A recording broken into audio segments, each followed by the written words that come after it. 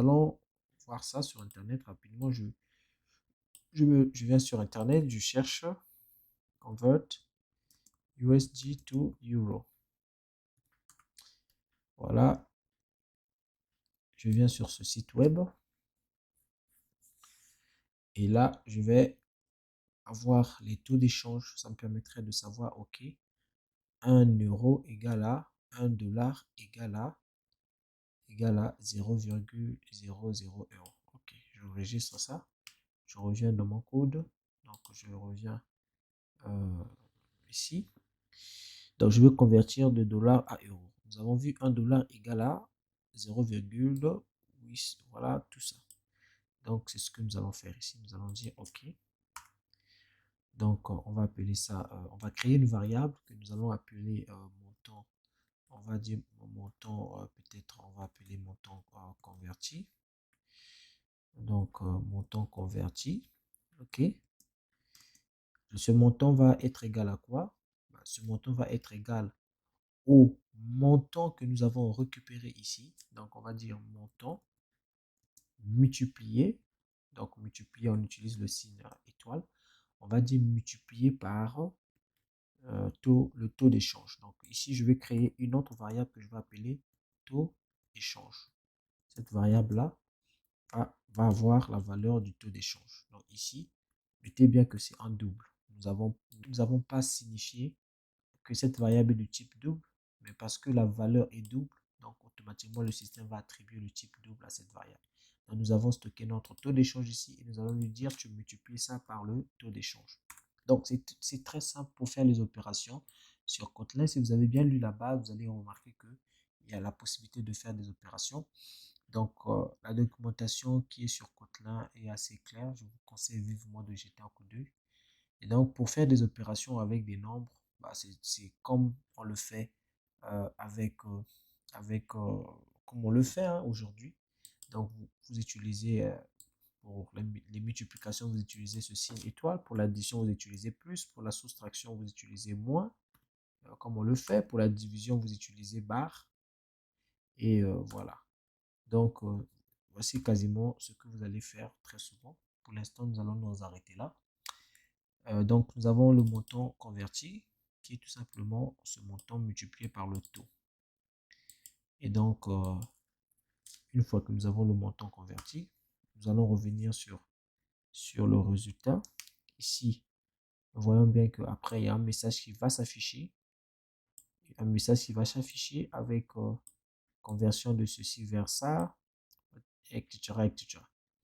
Donc, ce que nous allons faire rapidement, nous allons donc ici créer, on va faire un print ln, on va dire, on va mettre ce train-là, ok. Nous allons mettre tout ce train, comme c'est le cas ici. Et nous allons aussi mettre, alors ce que moi je vais faire, ce qu'on va faire ici, nous allons utiliser la même expression que nous avons utilisée ici, là, pour gagner du temps, pour qu'on n'ait pas à écrire, à écrire beaucoup de print ln. Donc nous allons mettre 1, 2, 3, ok, entrée, et nous remplissons donc nos trains, nos tirés, et nous allons dire conversion, comme cela est écrit ici, conversion 2. Donc conversion 2, on va prendre la variable montant. N'oubliez pas cette façon de faire. Comment on fait pour appeler les variables à l'intérieur des chaînes de caractères, comme ici. Nous avons vu ça dans la vidéo précédente sur le menu USSD. Donc, si vous avez des problèmes à ce niveau, vous pouvez repartir, revoir cette vidéo-là et je pense que ça va régler le problème. Donc, nous avons la conversion de montant. Nous revenons ici. De montant, on dit ici euro vers USSD. Donc, ici, nous avons euro vers USSD. C'est tout ce que nous allons copier là. On le met ici. Ensuite, à la ligne, nous avons le montant égal, etc. Donc, je reviens ici, je reprends le montant. OK. Alors, ici, le montant, donc nous avons le montant euro et la valeur ici. OK. Donc, nous allons dire le montant égal. Donc, on va dire le montant USD, puisque c'est une convertition à partir du dollar vers l'euro. On va dire montant USD, pardon, égal. Et nous allons prendre le montant converti. Donc, on va dire montant converti et on va dire euro, tout simplement. Voilà. Et à la fin, nous allons remettre notre ligne ici. Comme ça, nous avons quelque chose de beaucoup plus nice. Donc, voilà ce que nous avons fait ici. Ça va marcher pour ça. Donc, nous allons tester rapidement, très rapidement, pour voir que si ça marche. Donc, voilà, je rentre, je mets mon montant, 2000 dollars. Je choisis. Alors, votre choix n'est pas pris en compte. OK. Ah, OK, d'accord. Donc, nous avons Next double, nous avons notre montant. OK, nous avons le menu qui s'affiche. Entrez votre choix. Nous avons Next line. D'accord. Et aussitôt, nous avons votre montant n'est pas pris en compte. Ok les amis, j'ai deviné qu'est-ce qui faisait ça. En fait, on avait avant ici, on avait Next line. Donc vous allez tout simplement enlever le line. Donc ce qu'on va faire, on va dire ne va pas à la ligne. Parce que si on va à la ligne, ça prête un peu confusion. C'est comme si le scanner n'arrive pas finalement à... C'est comme s'il perd de la valeur et on passe directement sur l'instruction qui est ici là. Parce que choix n'aura aucune valeur. Et donc, puisqu'on n'aura rien saisi, parce qu'il va passer directement la ligne sans pour autant récupérer ce que l'utilisateur aura saisi, et choix n'aura aucune valeur et donc il va venir dans le else. Voilà pourquoi on avait votre choix n'est pas pris en compte. Donc vous enlevez tout simplement next. Il peut arriver deux fois que c'est le cas. Quand c'est le cas, vous enlevez tout simplement line et vous laissez next. Donc next aussi renvoie la valeur que l'utilisateur a saisie. Cependant, il ne va pas aller à la ligne. Donc c'est ce que vous pourrez faire aussi. Donc nous allons tester donc ce que nous avons fait pour le cas de notre conversion du dollar vers l'euro. Donc, je vais réessayer ici. Je vais mettre 2000. Je choisis, je rentre mon choix. Je vais convertir du dollar vers l'euro. Voilà, j'ai ma conversion qui est faite. 2000 USSD égale à ça. OK. Donc, juste pour vérifier, on va repartir sur Internet. Je vais me rassurer que ce que j'écris est juste. 2000 en euros.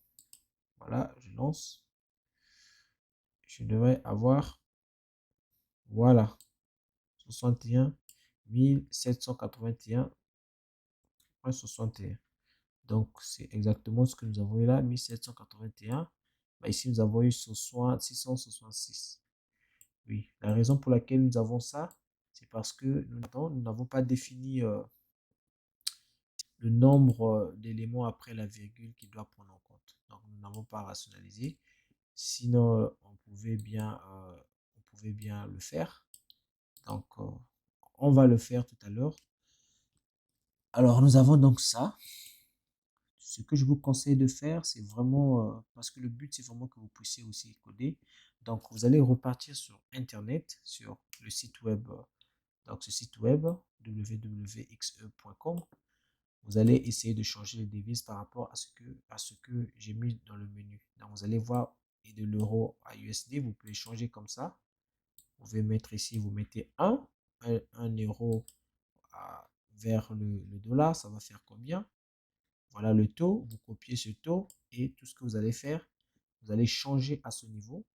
Donc si je copie tout ce qui est là, parce que j'aime bien copier, je copie tout ce qui est là et je colle ici.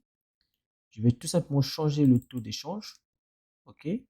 Donc le taux d'échange ici, c'est maintenant ça. Et donc je vais changer tout ça. Et le reste, rien ne va changer. Donc, on va tout simplement changer ici. Ça sera maintenant de l'euro vers USSD. On va personnaliser le message. Et ici, on aura euro, euro. Et ici, on aura USSD. USD. Okay. Donc, voyez que là, nous avons déjà quelque chose de fonctionnel. Si nous ajoutons là, ok, je vais refaire la même chose, 2000, cette fois-ci, je dis 2000 euros vers dollars, ça va me donner 2245, 16 dollars.